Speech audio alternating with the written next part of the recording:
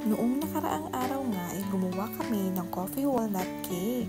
O diba, for the sweets na naman ang mga person.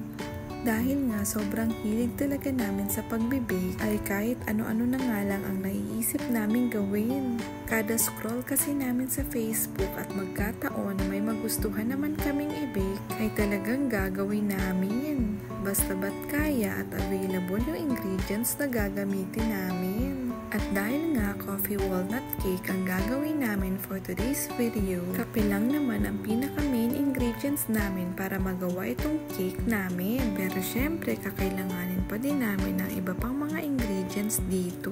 Yung margarine lang naman yung binili namin sa labas. Tapos yung ibang mga ingredients ay meron na kaming stock dito sa bahay. Kaya naman madali na lang sa amin ang mag-bake kahit anong oras. Basta ba ay sasapian kami ng kasipagan. Hindi naman kasi araw-araw ay nakakapag-bake kami. May mga araw din talaga na tamad kaming mag-bake. Kaya inaasa na lang namin sa naglilibot na pandesal ang merienda namin. Alam nyo ba, kung dati-dati ay pinapanood ko lang yung tita ko na ngayon ay mismong kami na ang gumagawa nito. O diba, kailangan nag-grow tayo. Charis. Hindi yung puro nakikinood lang tayo tapos nakikikain lang. Dapat alam mo din gawin yung mga pagkain na gusto mo para hindi na natin kailangan umasa sa ibang tao. Kung hindi nyo na itatanong at sasabihin ko na rin, alam nyo bang hindi naman talaga ako mahilig sa kape?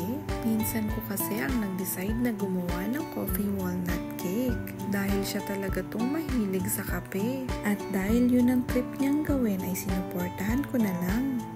Pero makikikain pa rin naman tayo kahit hindi tayo mahilig sa kape. Dahil nga cake pa rin naman itong ginagawa namin. Amoy na amoy ko na nga talaga ang vanilla sa mga puntong ito.